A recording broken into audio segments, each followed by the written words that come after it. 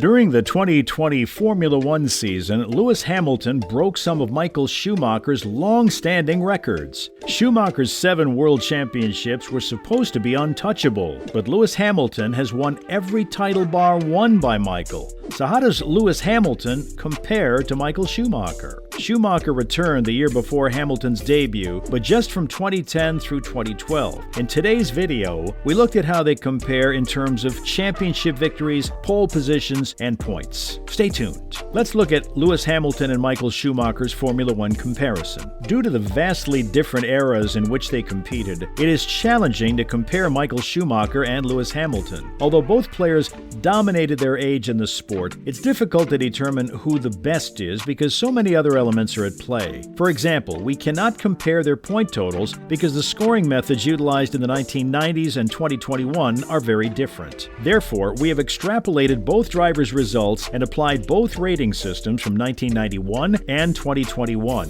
We've considered the number of pole positions each driver has earned. However, to determine which driver was the most dominant, we have included the margin by which each driver won the pole position. This may tell us if the driving abilities of the person or the car they are driving are the most critical factor. In the end, we assessed each member's contribution to the team. In Formula One, it's common knowledge that your teammate is your primary adversary because you both use the exact vehicle. Because of this, we analyzed Hamilton's and Schumacher's performance in the championship and compared it to that of their other teammates. Moving on, did Schumacher and Hamilton ever compete in a race? Schumacher left Formula One in 2006, a year before Hamilton debuted. In 2010, he announced his retirement and came to race for Mercedes. 3 years later, he retired for the second and final time to allow Hamilton to join Mercedes from McLaren. Schumacher and Hamilton shared the racing circuit from 2010 to 2012. Following that, Schumacher versus Hamilton's head-to-head. Between 2010 and 2012, the two competed in the 58 Grand Prix.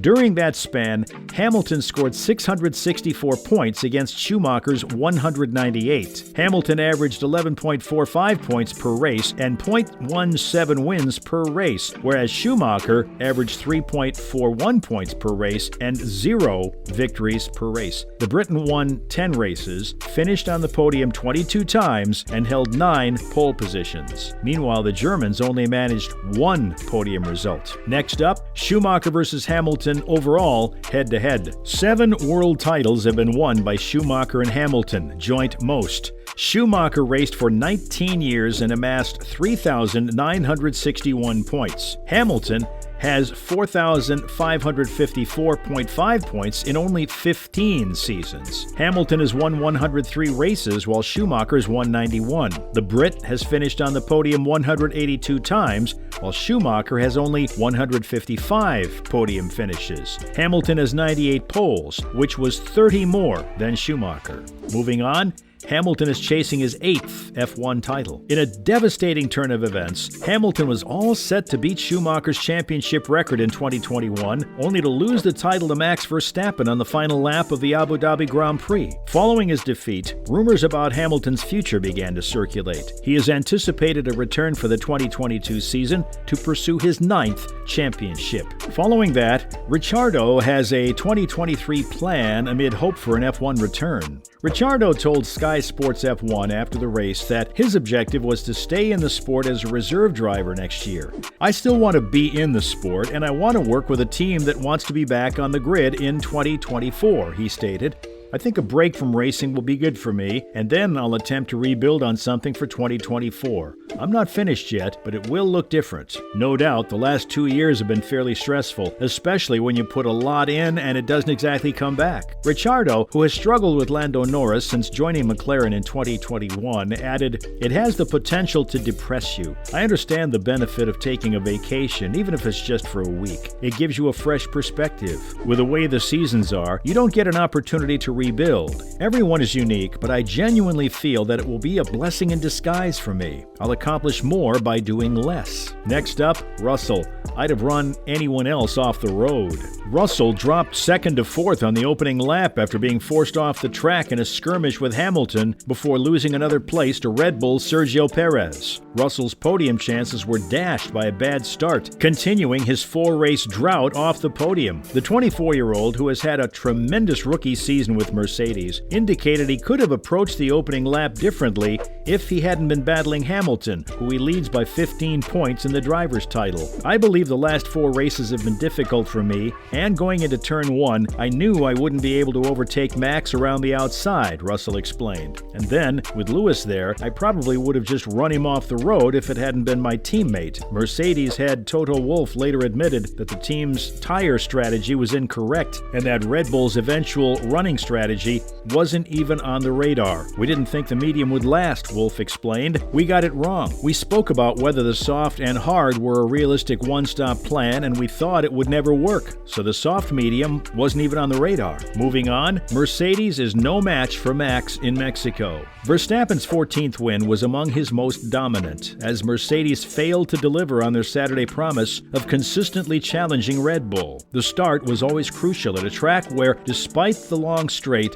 overtaking is complex, and Verstappen, who began on softs and Mercedes on mediums, appeared to get the best of all 4 and avoid the early tow. Russell started strongly from the front row as well. Still, in attempting to pass Verstappen around the outside into turn 1, he was given by Hamilton in the next chicane, with the 7-time world champion driving his Mercedes driver off the track. That opened the door for Perez, who eagerly took advantage of the situation. Following that, Bottas was hoping for more from Mexico despite ending a 10-race scoring drought. The Finnish driver outperformed the Ferraris in qualifying, finishing P6 on the grid, but Charles Leclerc and Fernando Alonso passed him at the start. Bottas had been as high as 6th before pitting on lap 37, but he lost positions after opting for hard tires on his second stint, and he ended 10th to earn his first point since the Canadian Grand Prix. For sure, from where we started, I was hoping for more, but the race pace wasn't quite there, and especially, we had difficulties on the hard tire just to keep it up in a good temperature. That was a tricky thing, especially on the front axle. So just sliding around a bit, and it wasn't easy, he explained. At first, with the medium compound, it felt like we were faster, which helped, but it was still a fight toward the finish with a hard tire. Alfa Romeo has now scored twice in the last 5 races and leads the standings with 53 points, 4 more than Aston Martin, which did not achieve in Mexico, heading into the next round in Sao Paulo. It's a clear improvement, and we're trying to maintain this momentum and continue scoring more than Aston, Bottas said. Zhou Guanyu, his teammate, finished 13th from 12th on the grid, but the rookie stated that the team had taken a step up from Austin, where he finished 12th, and Bottas spun out. Finally, we know where we need to improve, says Hamilton after P2 in Mexico. Having started on medium tires rather than softs, the 7-time world champion maintained Verstappen in sight during the first stint and was able to race longer than his Red Bull adversary, taking the lead. When he pitted for the hard tire and resumed second, he still had a chance to win if Red Bull needed to pit Verstappen, who was now on the mediums. That was not the case, and Verstappen went on to win a season-high 14th race, while Hamilton settled for a second consecutive P2. I suppose so, Hamilton answered when asked if Mercedes should have started on the soft. When they hauled me in, there wasn't much deterioration because I was on the medium tire. So in the end, I believe we should have been on the softs. It's something I'd inquired about and questioned. I reasoned that one of the 2 Mercedes should have a soft to attack. So when Red Bulls and everyone in front of them took their tires off, I thought, shoot. However, to get this close to the win, to have 2 seconds back-to-back, I'm so thrilled and grateful to the team, he continued. The race pace was generally reasonably good. We were primarily off on tires. This was Hamilton's 8th podium of the season, but he only has 2 races left to keep his record of winning a race in every season since 2007. Regardless of that figure, Hamilton remained upbeat about his Mercedes team's recent progress. Well, that marks the end of our video for today. We hope you enjoyed it. On your way out, make sure to hit that subscribe button. Thanks for watching.